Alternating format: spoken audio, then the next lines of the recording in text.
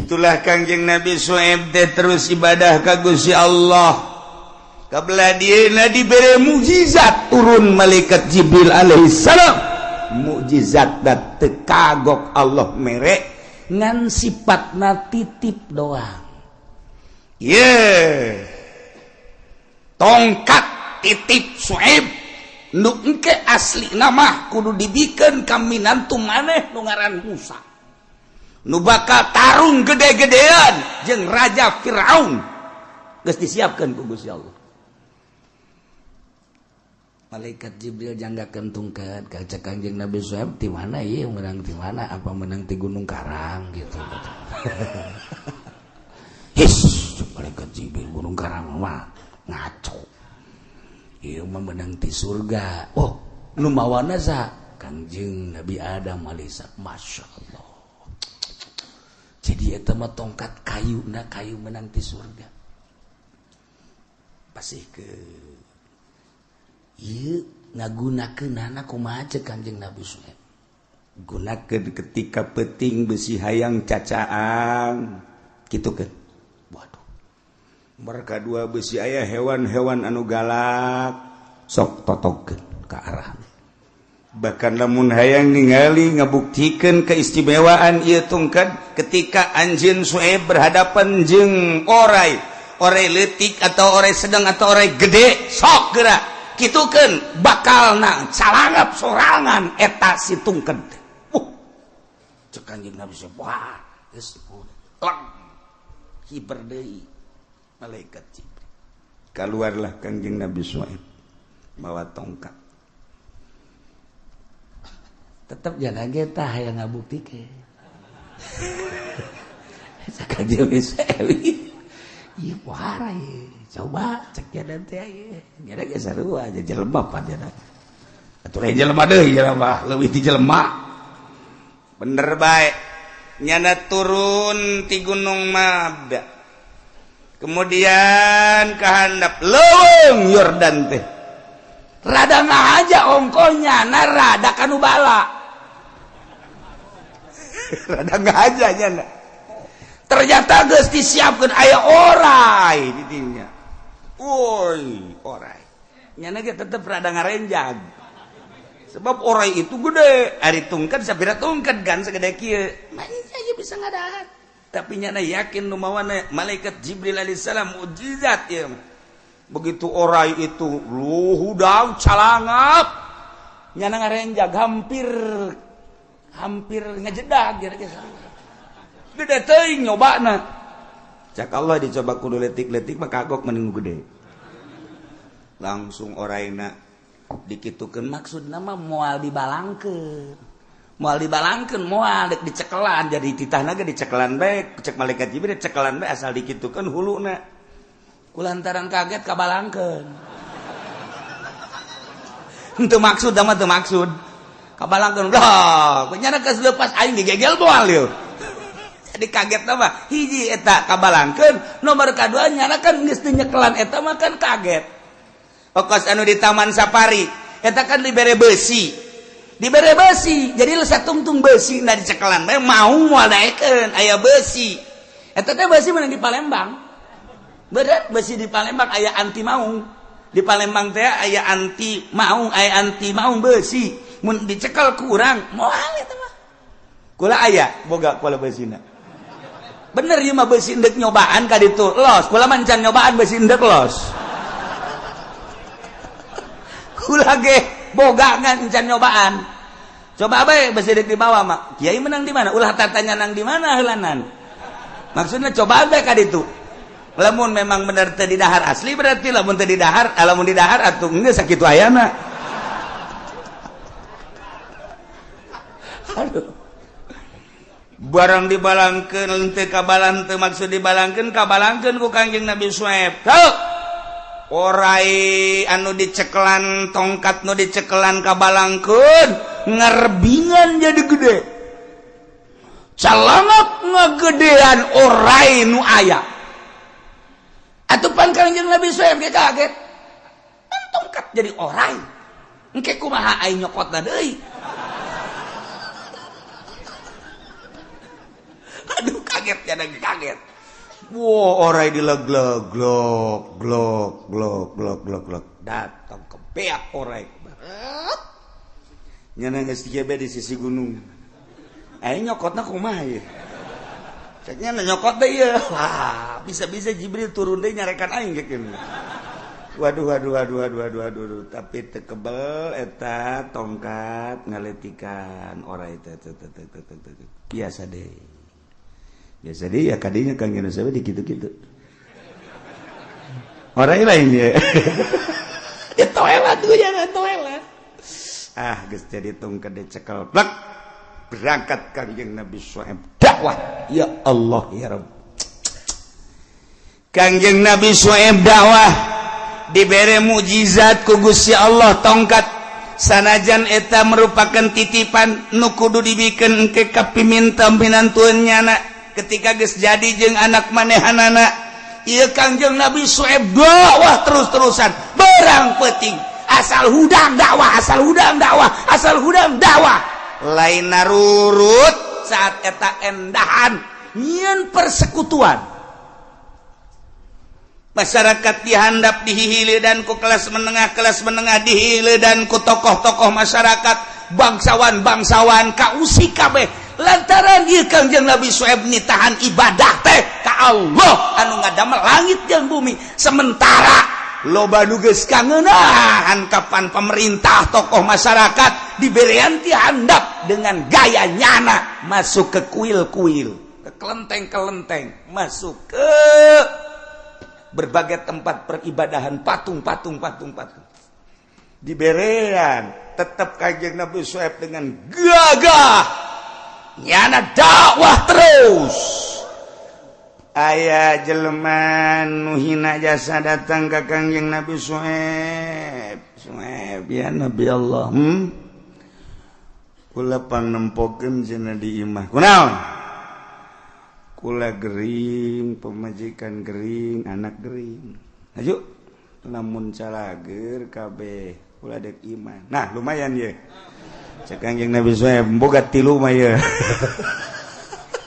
mulai ti aki-aki jeung nini di mana imah itu di perumahan Maan ayo kade di itu ayalah imah nage ndek runtuh nini suku nangis laletik jasa aki-aki kitu keneh rampang rempeng boga anak marurian ngadoa Kangjeng Nabi Syuaib ya Allah ya Rabbi abdi aya saguna-guna nama ieu tongkat besi salah ngan ku abdi lah dek digunakeun bae supaya ieu nu tilu bisa jadi kekuatan Gusti abdi ngadoa ka Gusti nyuhunkeun mun aya kawenangan abdi bejaan mun ulah atuh ulah ieu mukjizat ieu besi salah ngagunakeun abdi mah ieu abdi geus jelas yakin jasa geus ningali kadadaekna tapi ngagunakeunna tetep besi salah oh batur mah boga kaistimewaan bebeja ka Allah urang mah batu combong main kata-katakeun bae ketrek teu bisa kitu atuh teu bisa tetep bebeja heula ka Allah Gusti abdi bogoh ieu ka itu ieu deuk dipelet melalui combong meunang henteu Gusti kudu bebeja kitu datang ka kiamat sia moal menang-menang. Nah langsung turun mukjizat ka Kangjeng Nabi Syuaib bantu kudu dikumahakeun Gusti toelkeun ditoelkeun langsung cek Kangjeng Nabi Syuaib mana nini ieu geus sabaraha ieu geus sabaraha lila muriangna beuh ieu mah muriang teh ti pas lahiran nu ieu bae datang ka kuari beuh cak aki-akina teh bisa dipergunakeun cak sok aju ngomong kitu cenah ya guys bismillahirrahmanirrahim Allahumma aslih ya Allah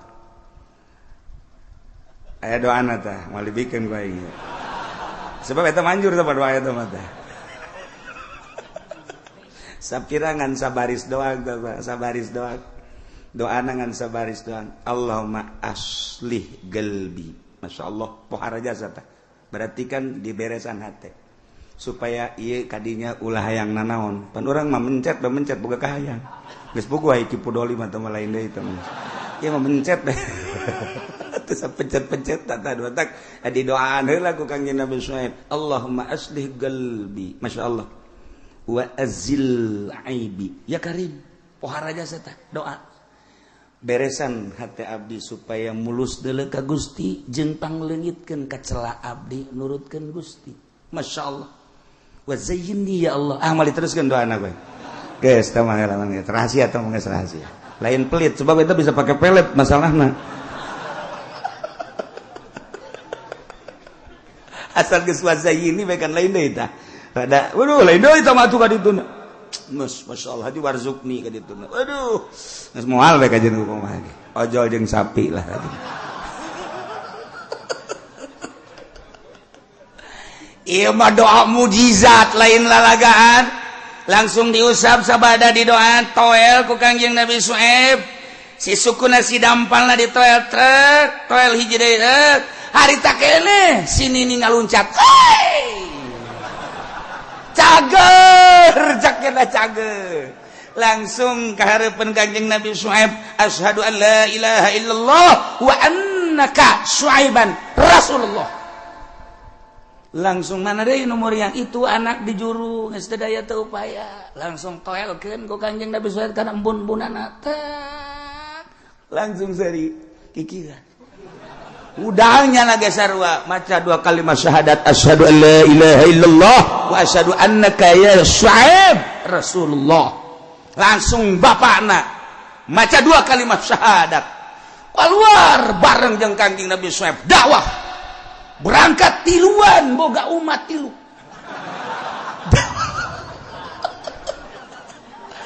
Masya Allah perih lamun urang ngadengekeun Nabi nu baheula cangkel lamun urang ngadengekeun dakwah Rasul nu baheula nyeri lamun urang ngadengekeun urang mah kuari dakwah lain dakwah kuari mah urang mah dakwah jeung papada urang sakadar ngalempengkeun toh dakwah mah kafir.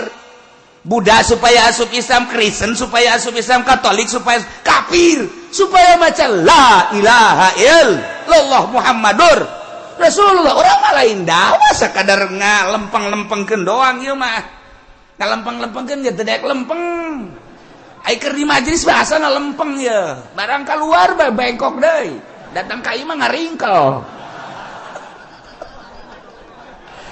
Masya Allah Kangjeng Nabi Syuaib terus bae dakwah nah iyalah amanat ti Gusti Allah cek Gusti Allah lempangkeun Syuaib ilu fa'auful kaila wal mizan wa la tabkhasun nasa asya'ahum wa la tufsidu fil ardi ba'da islahiha dzalikum khairul lakum in kuntum mu'minin wa la taqudu bi kulli siratin tu'iduna itu watasuduna an sabilillah wa tabagunaha man amana billah man amana bihi wa tabagunaha iwaja eta nu didakwahkeun sakumaha kamari cek Kangjeng Nabi Syuaib wazkuru id kuntum qalilan fakassarakum tina tilu berkembang pan boga dulur pan eta nyana nu tiluan teh boga dulur kadatangan dulur hehe ulah cicingeun Nabi Syuaib teh Rasul, boga mujizat. Naon mujizat?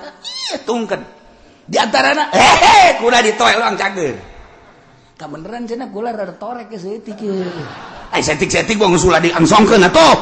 Nu gede-gede bae, nu gede-gede. Henteu cenah cuma nanya ngabuktikeun. Datang ka Kangjeng Nabi Syuaib, ku Kangjeng Nabi Syuaib nyanan can menta-menta can lina talina. Kade. Dicekel ku Kangjeng Nabi Syuaib, digosok-gosok ceulina. Jijang cek cenah. Nu torek teh can bebeja can dia korek-korek cager. Langsung maca 2 kalimat syahadat tah dulur ti Nini, maca 2 kalimat syahadat kabeh dulur ti Aki, maca 2 kalimat syahadat.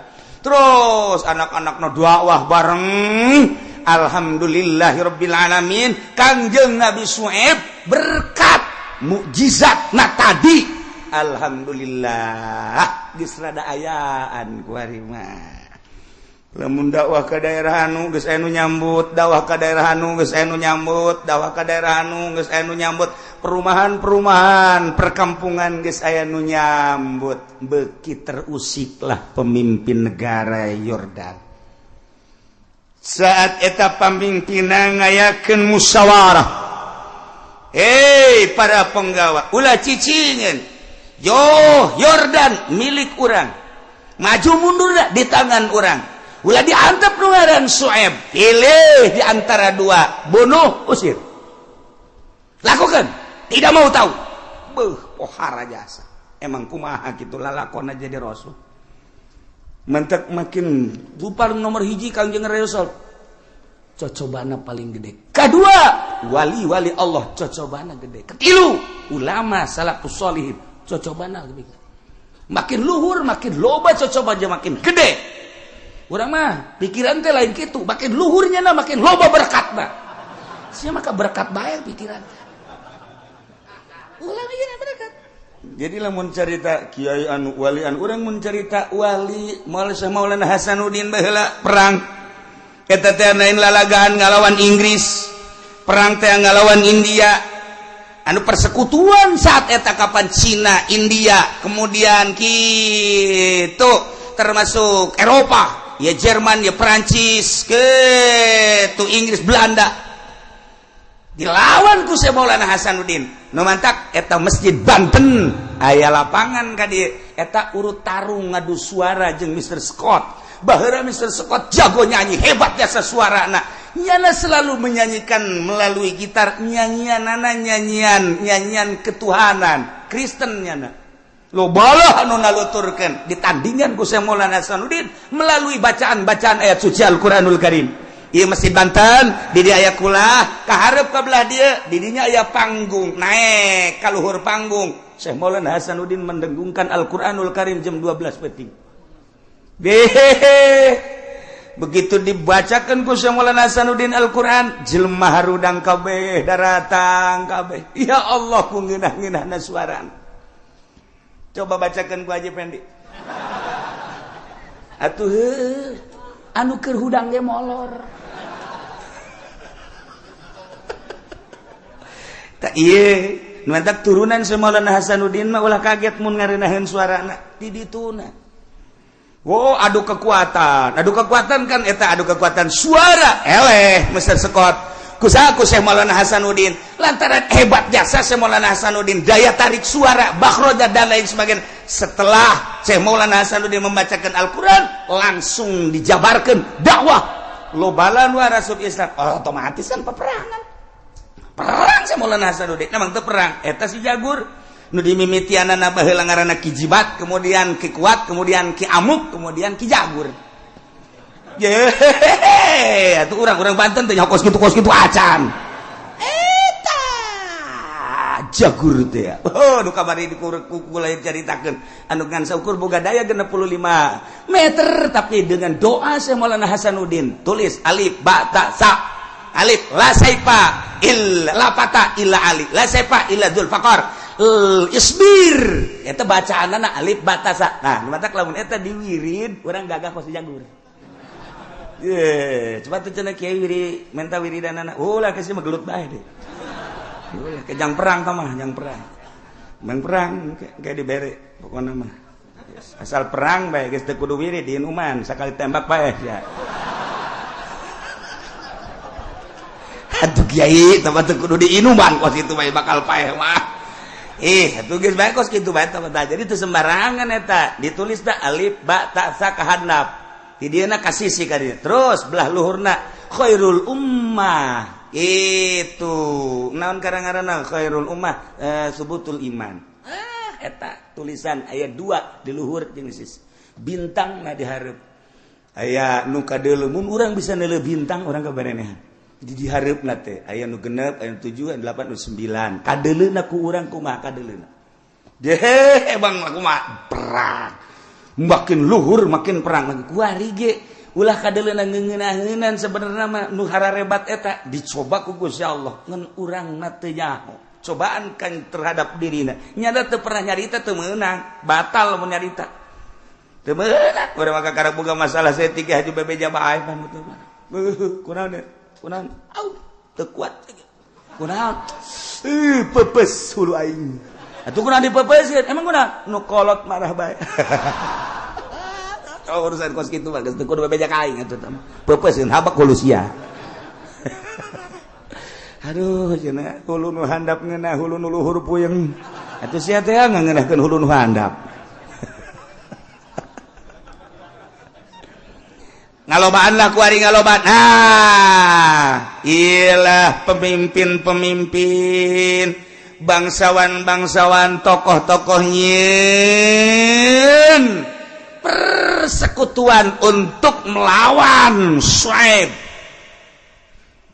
numantaku wazkuru cek Kangjeng Nabi Syuaib maneh kudu areling kudu aringat il kuntum qalilan ketika maraneh teh saeutik baheula fakasarakum kemudian dilobakeun ku Gusti Allah saeutik lantaran sesa maneh teh siksa di zaman Kangjeng Nabi Lut sesa siksa Kangjeng Nabi Lut di zaman Kangjeng Nabi Soleh geus tersisa lantaran siksa saeutik bilangan teh dilobakeun deui ku Gusti Allah fakir baheula disugihkeun ku Gusti Allah lemah baheula dikuatkeun ku Gusti Allah nu sabenerna mah tina lemah jadi kuat tina fakir jadi sugih tila saeutik jadi loba kudu ingetkeun merena ka Allah mestina mah kudu taat lain kudu maksiat dakwah Kangjeng Nabi Syuaib wazkuru id kuntum qalilan singareling ketika maneh baheula saeutik jadi siksa baheula teh ku Gusti Allah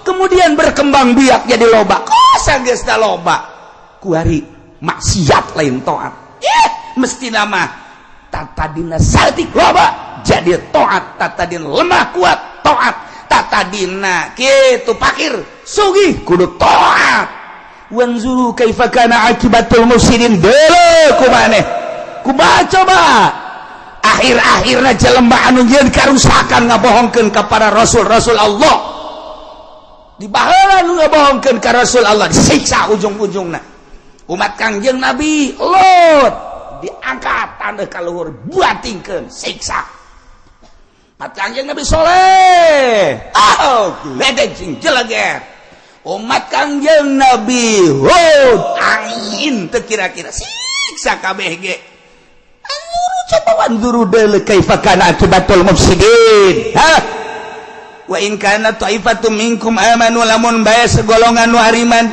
billazi ursiltu bihi kana syariat hukum nu kudu diutus melalui mawa hukum eta wa ta'ifatun jeung golongan lam yu'minun teu ariman dulur pasbiru salalabarnya hatta yakumallahu bainana sehingga Allah ngahukuman di antara urang wa huwa khairul hakimin Allah nupang bagus-bagusna jeung mangpang adil-adilna tukang ngahukuman tadap urang ka Allah bae sing sabar mulai kausik penggede setelah manehanana ngadenge terus-terusan dakwah Kangjeng Nabi Syuaib melalui tongkat nu selalu dibawa kadang bisa pendek kadang bisa panjang tongkatna maka pemimpin Yordan saat eta khususnya di Madian ngayakeun gerakan untuk selalu membunuh ka Kangjeng Nabi Syuaib atau ngusir mantak diabadikeun dina Al-Qur'an qulal mala'ul ladzina istakbaru min qaumi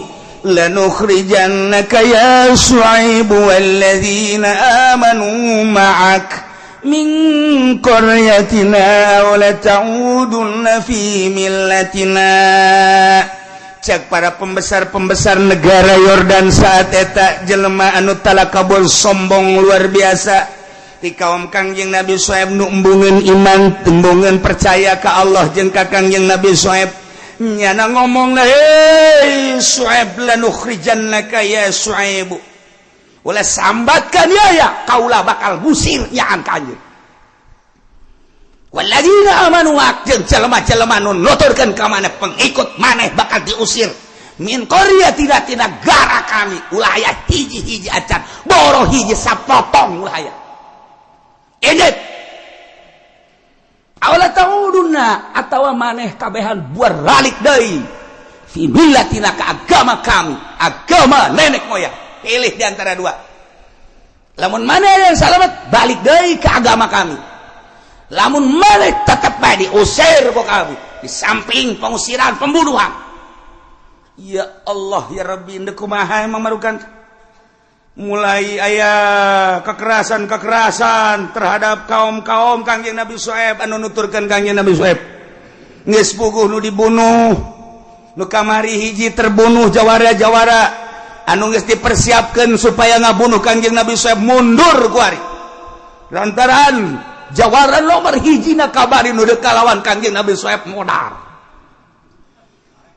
kamari geus dicaritakeun panggil ku penggede negara coba sas anu siap ngabunuh nyana culak cileuk sia heula